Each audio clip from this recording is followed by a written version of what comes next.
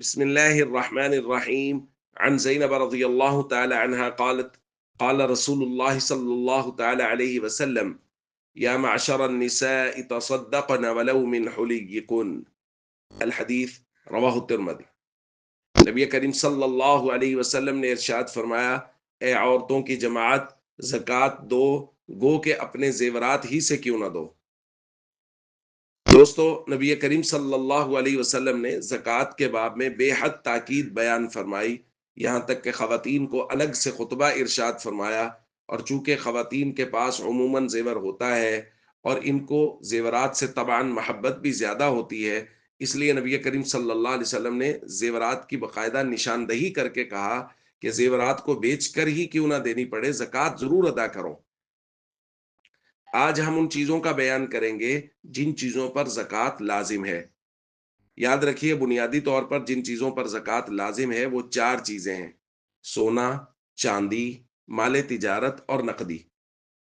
تفصیل اس کی یہ ہے کہ اگر کسی آدمی کے پاس صرف سونا ہے، یعنی نہ چاندی ہے، نہ مال تجارت، نہ نقدی، تو جب تک وہ 7.5 تولہ نہیں ہوگا زکوٰۃ لازم نہیں ہوگی۔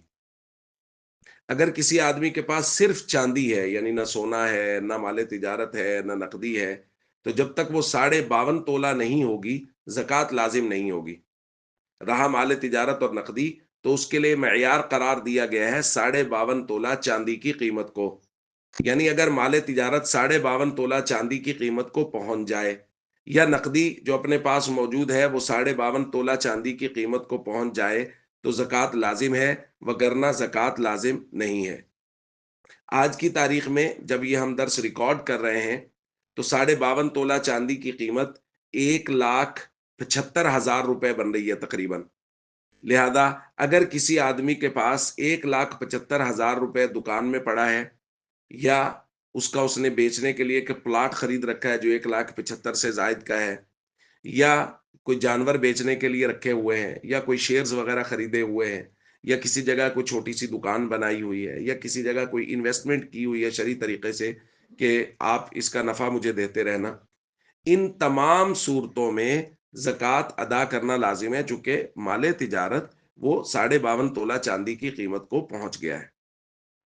اسی طرح اگر کسی آدمی کے پاس نقدی ہے اور وہ 52.5 تولہ چاندی کی قیمت سے زیادہ ہے، یعنی آج کی تاریخ میں 1,75,000 روپے سے زیادہ ہے، تو اس پر بھی زکوٰۃ لازم ہے۔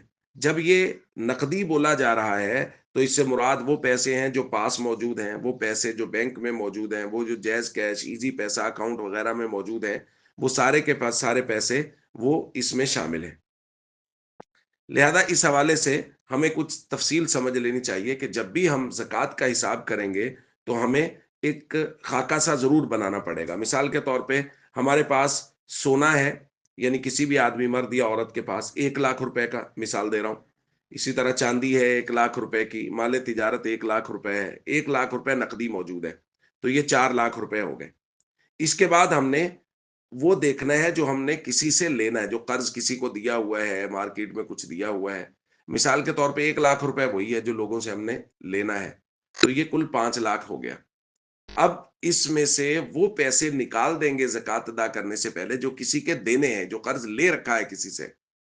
اب مثال کے طور پہ وہ 2,00,000 ہے، تو ہمارے پاس 1,00,000 کا سونا، 1,00,000 کی چاندی، 1,00,000 مال تجارت، 1,00,000 نقدی اور 1,00,000 ہم نے مارکیٹ سے لوگوں سے قرض دیا ہوا ہے جو واپس لینا ہے، تو 5 ہوا۔ 5 میں سے 2,00,000 ہم نے نکال دیا، چونکہ 2,00,000 ہم نے لوگوں کا واپس کرنا ہے، تو رہ گیا 3,00,000۔ تو 3,00,000 روپے کی ہم زکوٰۃ ادا کریں گے۔ تو دوستو، یہ چند معروضات ہیں جو زکوٰۃ کے حوالے سے پیش کی جا رہی ہیں۔ یاد رکھیے، زکوٰۃ کے مسائل پیچیدہ مسائل ہیں۔ اس کے لیے سب سے بہترین صورت یہ ہوتی ہے کہ اپنے علاقے کے علماء سے رجوع کیجئے، ان کو اپنا سارا نصاب بتائیے کہ ہمارے پاس یہ چیزیں ہیں، وہ بتائیں گے کہ آپ کے اوپر کتنی زکوٰۃ لازم ہے۔ تو ہمیں علماء سے رجوع کرنا چاہیے، اور یہ مالی معاملات میں، خاص طور پہ زکوٰۃ کے معاملات میں، پورا حساب کروا کے زکوٰۃ ادا کرنی چاہیے۔ السلام علیکم ورحمۃ اللہ وبرکاتہ۔